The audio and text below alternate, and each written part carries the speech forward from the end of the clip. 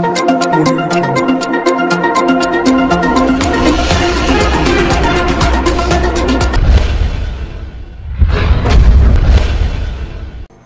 To Akshara news బులెటిన్ల ముందుగా headlines. డోన్లో 3 మున్సిపల్ కమిషనర్లపై కేసు నమోదు.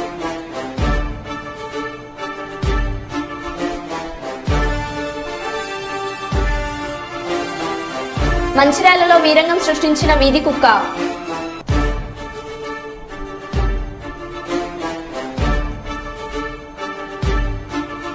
Allagadda DSP Sharfuddin press meet.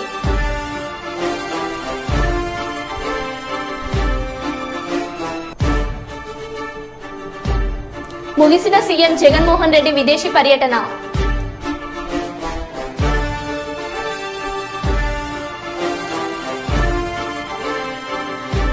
Mahabubabad జిల్లా కుటుంబ స్థావరాలపై దాడులు చేసిన పోలీస్ మరియు ఎక్సైజ్ అధికారులు.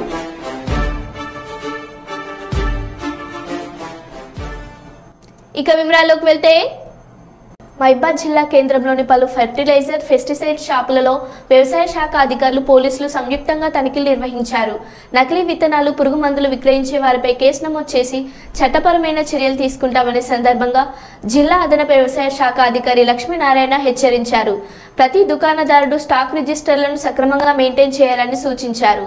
ఆరుగాలం శ్రమించి పంటలు సాగు చేసే రైతులకు స్వచ్ఛమైన విత్తనాలు పురుగు మందులు విక్రయించాలని షాపు యజమానులను ఆదేశించారు. రైతులు విత్తనాలు ఫెర్టిలైజర్ కొనుగోలు చేసేటప్పుడు తప్పకుండా సంబంధిత షాపుల నుండి బిల్లులు తీసుకొని పంటలు చేతికొచ్చే వరకు ఆ బిల్లును జాగ్రత్తగా ఉంచుకోవాలన్నారు. నకిలీ విత్తనాలు విక్రయిస్తున్నారని సమాచారం వచ్చిన అనుమానం ఉన్నా వెంటనే వ్యవసాయ శాఖ అధికారులకు సమాచారం అందించాలన్నారు.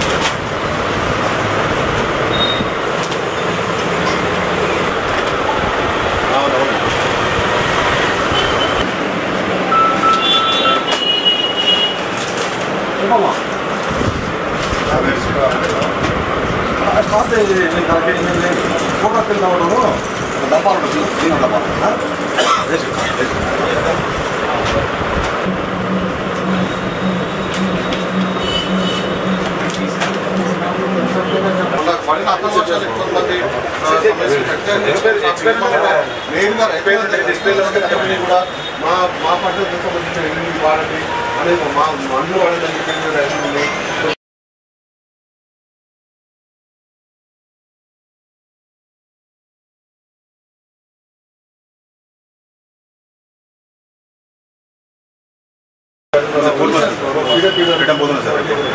హైదరాబాద్ నుంచి కామాక్షి ట్రావెల్ బస్ చిలుకూరుపేట మీదుగా కుందుకూరు వెళ్లే క్రమంలో చిలుకూరుపేట మండలం లింగంగుంట్ల వద్ద కరెంటు స్తంభాన్ని ఢీకొట్టడంతో ఫల్టీ కొట్టిన ట్రావెల్ బస్. అందులో సుమారుగా 40 మంది ప్రయాణికులు కలవరు. వారిలో 20 మందికి స్వల్ప గాయాలు. ఇద్దరి పరిస్థితి విషమంగా ఉంది. వీరందరినీ 108 అంబులెన్స్ల ద్వారా చిలుకూరుపేట నరసరావుపేట ప్రభుత్వ వైద్యశాలకు తరలించారు. పూర్తి వివరాలు తెలియాల్సి ఉంది.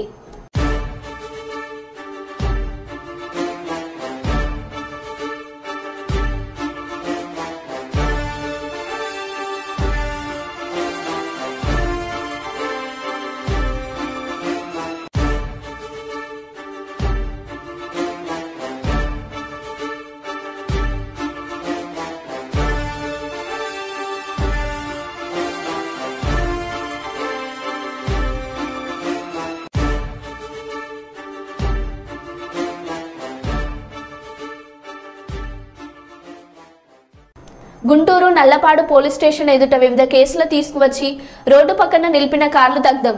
వ్యర్థాలకు అంటుకున్న నిప్పు క్రమేణా కార్లకు వ్యాపించినట్లు సమాచారం.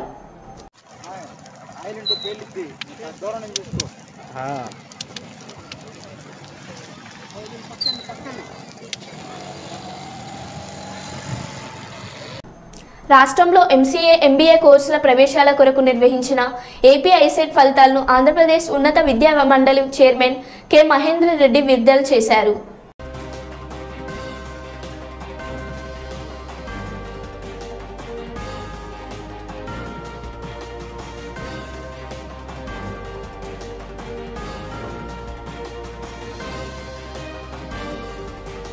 అబ్బాయిల కంటే కూడా అమ్మాయిలే ఎక్కువ మంది క్వాలిఫై అయి ఉన్నారు ఈ ఐసెట్ ఎగ్జామినేషన్లో.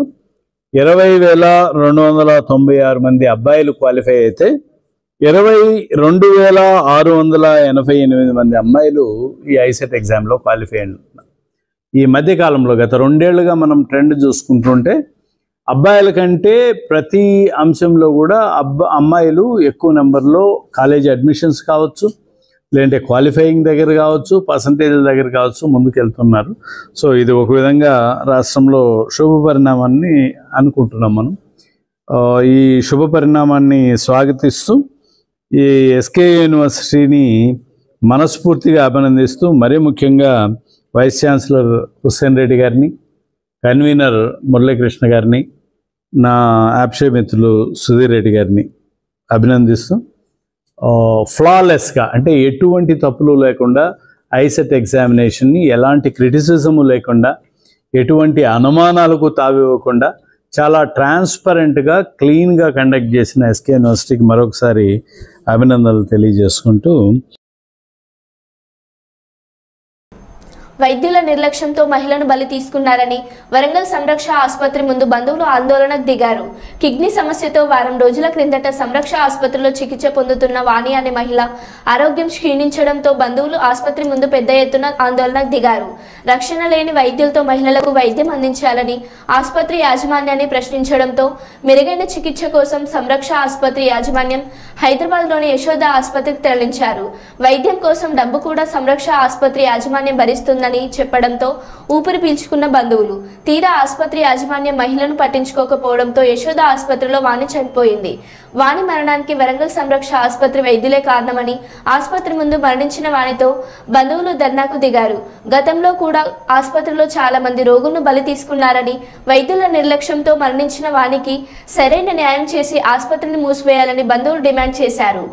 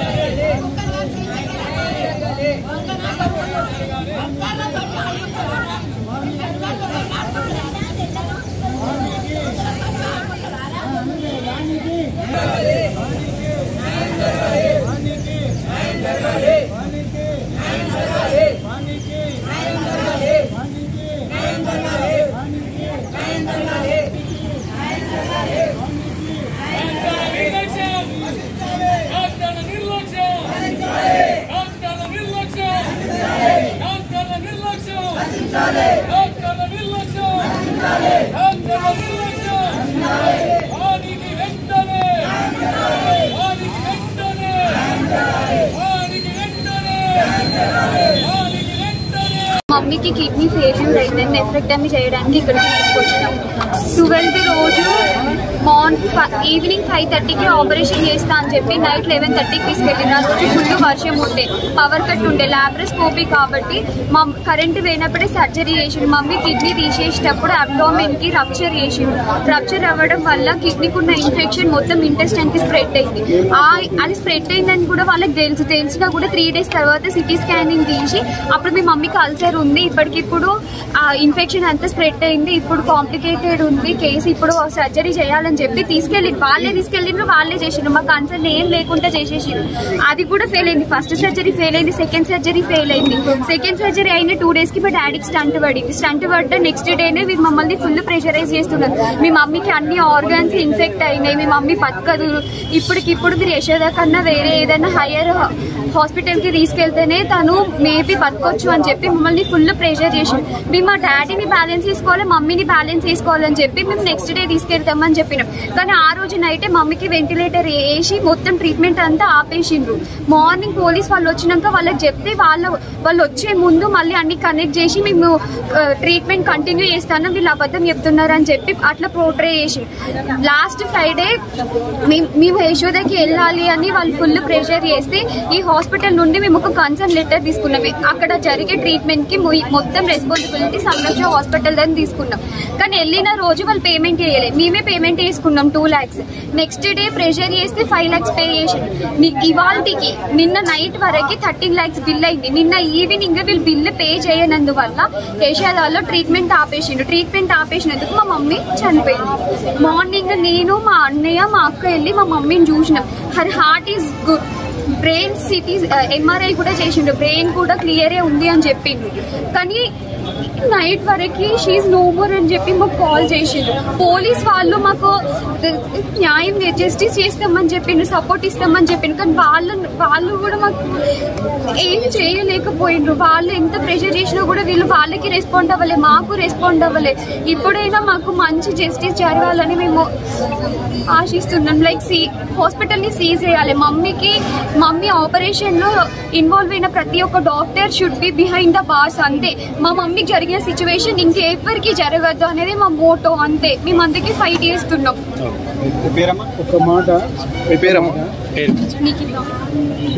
హాస్పిటల్ నెగ్లెక్ట్ వాళ్ళకు హాస్పిటల్ వాళ్ళకి ఒక సాధారణ వ్యక్తి, ఒక మామూలుగా వర్గానికి చెందిన ఒక వ్యక్తులను చూస్తే చులకన. ఎందుకంటే వీళ్ళు ఆల్రెడీ వాళ్ళ ఇంట్లో పని చేసిన వారే కాబట్టి, వీళ్ళు ముందుగానే తెలిసిన వారే కాబట్టి, వీళ్ళ బ్యాక్గ్రౌండ్ వీళ్ళకి తెలుసు కాబట్టి వాళ్ళను చీప్ గా ఒక ఏమీ లేని వాళ్ళగా ముద్రించడం జరుగుతుంది. వాళ్ళు నార్మల్ గా వాళ్ళని తీసి పడేస్తున్నారు. ఒక మామూలుగా మనిషిని ఎలా తీసి పడేస్తారు, ఒక మనిషికి కామన్ హ్యూమన్ రైట్స్ అనేది లేకుండా ఈ హాస్పిటల్ ప్రవర్తిస్తుంది. పైకి నెగోషియేషన్ ఆర్బిట్రేషన్ చేద్దామంటే పైకి వెళ్ళడం జరిగితే, ఏమైనా న్యాయం చేస్తారని అనుకుంటే పైకి పోతే పైన బిస్కెట్లు తినుకుంటా ఛాయ్ తాగుకుంటా వాళ్ళు వ్యంగ్యంగా నవ్వడం జరుగుతుంది.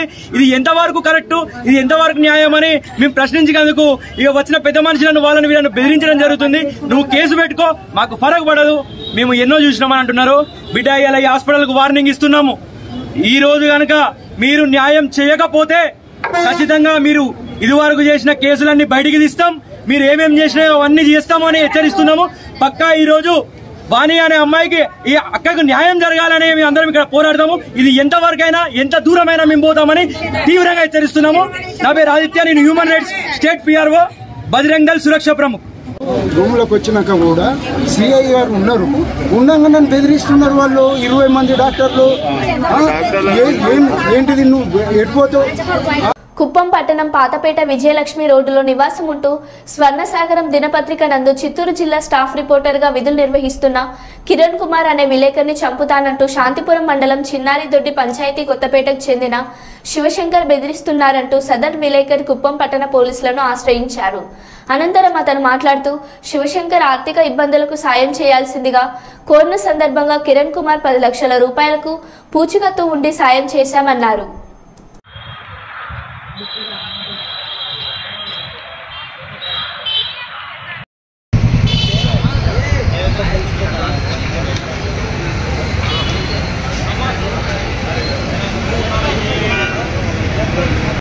మిత్రులకు నమస్కారం. నా పేరు కిరణ్ కుమార్. నేను స్వర్ణసాగరం డిస్ట్రిక్ట్ రిపోర్టర్గా కుప్పంలో ఉంటున్నాను. చిత్తూరు జిల్లా డిస్ట్రిక్ట్ రిపోర్టర్గా పనిచేస్తున్నాను. నాకు పరిస్థితి బాలేక నా తెలిసిన వ్యక్తి రాళ్ళబూదుగూరు చిన్నారిదొడ్డి పంచాయతీ కొత్తపేట గ్రామానికి చెందిన విజయ్ కుమార్ అనే వ్యక్తి నాకు డబ్బు కావాలి, నా ఈచర్ వాహనము జప్తు చేస్తూ ఉన్నారు, డబ్బు అర్జెంటుగా కావాలా అని చెప్పి అనేదానికి అతని పేరు పూర్తి శివశంకర్. అతనికి 10 లక్షల రూపాయలు నేను వేరే చోట పూచికత్తుండి తీసివ్వడం జరిగింది. ఆ డబ్బు ఇవ్వమని చెప్పి నేను సంవత్సరం క్రితమే అడిగాను. రాళ్ళబూదుగూరు పోలీస్ స్టేషన్లో SI గారు కూడా పిలిచి మాట్లాడాము. నేను ఇచ్చేస్తాను అని నమ్మబలికినాడు. అయినా సంవత్సరం టైం ఇచ్చిన ఇంతవరకు డబ్బు ఇవ్వలేదు. అందుకు అతను నాకు షూరిటీగా ఇచ్చిన చెక్కుని నేను ఈరోజు కుప్పంలో SBI కంతుమూరు బ్రాంచ్లో ప్రజెంట్ చేశాను.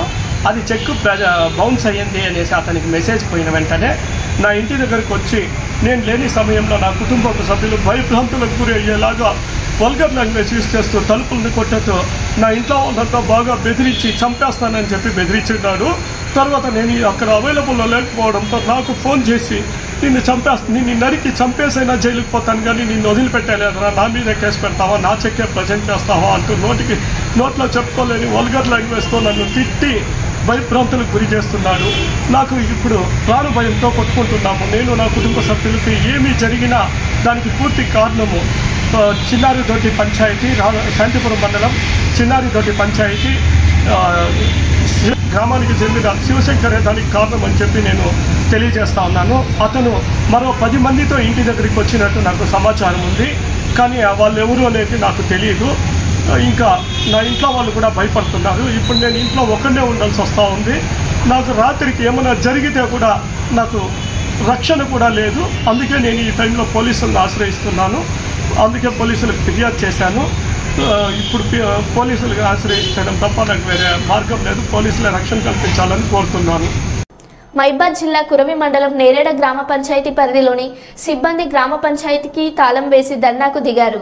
గ్రామ పంచాయతీలో విధులు నిర్వహిస్తున్న సిబ్బందికి గత 10 నెలలుగా జీతాలు చెల్లించకపోవడంతో తీవ్ర ఇబ్బందులకు గురవుతున్నారు. గ్రామ పంచాయతీలో మొత్తం 11 మంది సిబ్బంది ఉండగా అందులో 6 మల్టీపర్పస్ సిబ్బంది ఉన్నారు. వారికి నెలకు జీతం 9,000 రూపాయలు. ఎంఎన్ఆర్ డైలీ లేబర్ కింద 5 ఉద్యోగులకు ఒక్కొక్కరికి 5,000 రూపాయలు గత 10 నెలలుగా చెల్లించడం లేదు. దీంతో చిన్న ఉద్యోగం చేసుకుంటూ జీవనం సాగిస్తున్న సిబ్బందికి కుటుంబం వీధిన పడే పరిస్థితి ఏర్పడిందని గత 3 రోజుల క్రితం ఎంపీడీఓ ఎంపీఓ వారిని సిబ్బందిని జీతాలను ఇప్పించండి అంటూ ఉన్నతాధికారులను వేడుకోగా అసలు మిమ్మల్ని ఉద్యోగంలో ఎవరు చేర్చుకున్నారో వారిని అడగండి అంటూ నిర్లక్ష్యం సమాధానం చెప్పడంతో ఏం చేయాలో అర్థం కాకపోవడంతో గ్రామ పంచాయతీ కార్యాలయం ముందు ధర్నా చేపట్టాల్సిన పరిస్థితి ఏర్పడిందని ఆవేదన వ్యక్తం చేశారు. గ్రామ పంచాయతీ సిబ్బంది విధులను బహిష్కరించి ధర్నాకు దిగడం జరిగిందని తెలిపారు.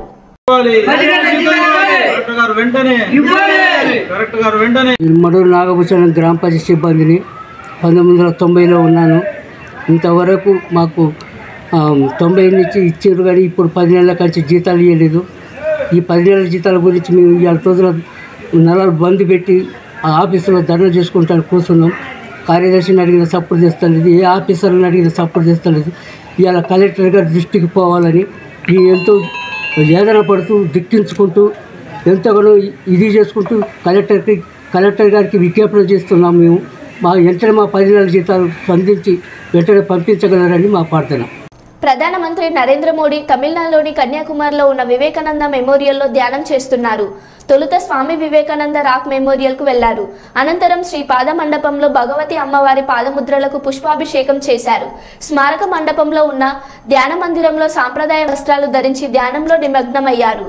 జూన్ 1వ తేదీ సాయంత్రం వరకు ప్రధాని కన్యాకుమారిలోనే ఉండనున్నారని అధికారులు తెలిపారు.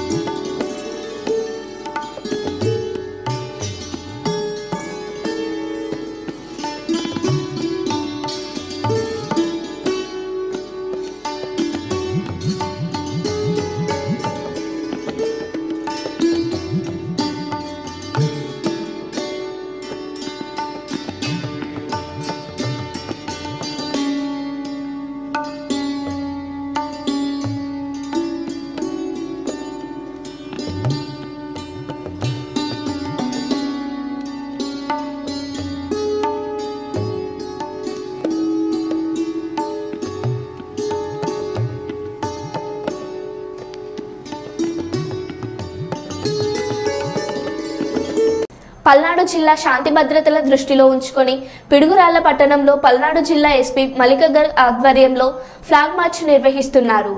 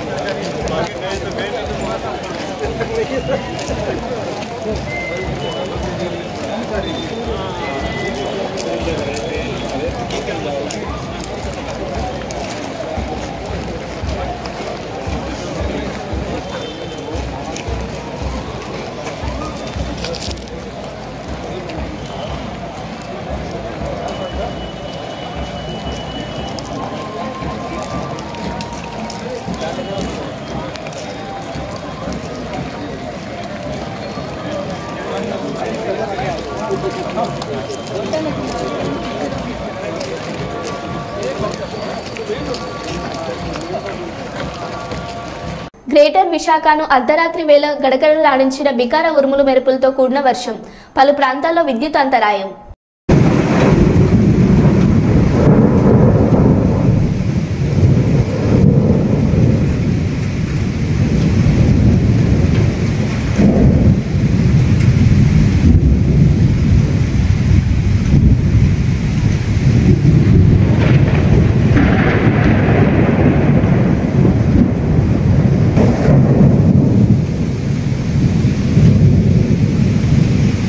చాగలమర్రి గ్రామంలో జూన్ 4వ తేదీ ఎన్నికల ప్రక్రియ విడుదల కావడంతో అందులో భాగంగా ముందు జాగ్రత్త చర్యలు అయినటువంటి ఎలాంటి అవాంఛనీయ సంఘటనలు చోటు చేసుకోకుండా పాత బస్టాండ్ రిక్వెస్ట్ స్టాప్ పెద్ద మాకడం మీదుగా గాంధీ సెంటర్ వరకు సాయుధ బలగాలతో కవాతు నిర్వహించారు. అదేవిధంగా డీఎస్పీ షార్పుద్దీన్ మాట్లాడుతూ 4వ తేదీన ఎన్నికల కౌంటింగ్ ప్రక్రియ సందర్భంగా చాగలమర్రి గ్రామంలో ఎలాంటి అవాంఛనీయ సంఘటనలు జరగకుండా 144 సెక్షన్ను అమలు పరిచామన్నారు. స్టేషన్కి తరలించి కేసు నమోదు చేయడం జరుగుతుంది. కౌంటింగ్ రోజున టపాసులు కాల్చడం, డ్రమ్ములు కొట్టడం, డీజేలు, కేకులు మరియు వీలలు వేస్తూ రెచ్చగొట్టడం చేయరాదు. ఒకరికొకరు రంగులు వేసుకోవడం, వేరే వారి పైన రంగులు చల్లడం చేయరాదు. సోషల్ మీడియాలో లేదా ఇతరత్ర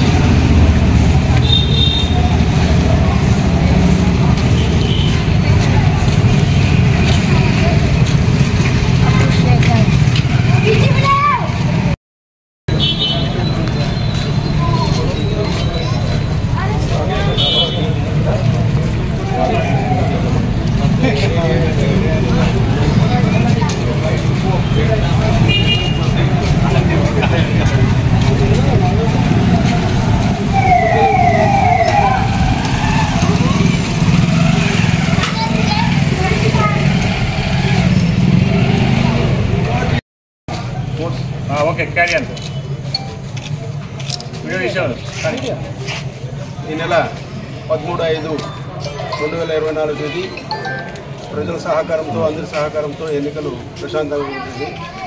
రేపు నెల అంటే 4/6/24 తేదీ కౌంటింగ్ మొదలవుతుంది. 8 నుంచి సాయంత్రం రిజల్ట్స్ వచ్చిన తర్వాత కౌంటింగ్ జరుగుతుంది. ముఖ్యంగా కౌంటింగ్ సందర్భంగా మనకు ఒక స్పెషల్ పార్టీ వచ్చింది, సిఏపిఎఫ్ పార్టీ వచ్చింది. 95 మంది వరకు వచ్చారు. వాళ్ళలో 42 మంది ఆలగడ్డ సబ్ డివిజన్కి అలాట్ చేయబడింది. వాళ్ళతో సబ్ డివిజన్ మొత్తంలో ఆలగడ్డ అసెంబ్లీ కాన్స్టిట్యూన్సీ మొత్తం కూడా ఫ్లాగ్ మార్చులు, కార్డన్ సెర్చ్లు చేస్తున్నాము. అదేవిధంగా ఈరోజు చాగలమర్రి పట్టణంలో బస్టాండ్ నుంచి మొత్తం ఓల్డ్ బస్టాండ్ నుంచి టౌన్ వరకు కూడా సుమారు 2 కిలోమీటర్ల వరకు ఫ్లాగ్ మార్చ్ పట్టణంలో చేయడం జరిగింది. ఇందువలన ప్రజలందరూ కోరేది ఏమంటే కౌంటింగ్ 4వ తేదీ రేపు నెల 4వ తేదీ కౌంటింగ్ జరుగుతుంది. దాని సందర్భంగా ఎవ్వరు కూడా గ్రామాలు వదిలి అసెంబ్లీ కాన్స్టిట్యూన్సీ హెడ్ క్వార్టర్స్ కానీ నంద్యాలకు కానీ పోయేదానికి ప్రయత్నించొద్దు. ఇళ్లలో ఉండి ఈరోజు సెల్ ఫోన్ల ద్వారా టీవీ ద్వారా రిజల్ట్స్ కనుక్కోవచ్చు. ఎవరు వచ్చినా ఆళ్ళగడ్డ పట్టణంలో కానీ లేకుంటే సిరివెల్లమెట్ట దగ్గర కానీ చెక్ పోస్టులు ఉంటాయి. ప్రతి ఒక్కరిని చెక్ చేసి క్యాండిడేట్స్ మరియు అనుమతించిన ఏజెంట్స్ మాత్రమే అలో చేయబడతారు. అదేవిధంగా రిజల్ట్స్ వచ్చిన తర్వాత కూడా ఎవరు కూడా సంబరాలు చేసుకునే దానికి లేదు. 144 సెక్షన్ 30 పోలీస్ యాక్ట్ ఉంది. ఏం చేసుకోవాలన్నా ఊరేగింపులు కానీ ఉత్సవాలు కానీ ఏం చేసుకోవాలన్నా పర్మిషన్ కంపల్సరీ, కాబట్టి పర్మిషన్ ఇవ్వబడవు. అదేవిధంగా 144 సెక్షన్ ఉంది కానీ 4 కంటే ఎక్కువ కూడా భూమి కూడా ఎక్కడ ఉండకూడదు.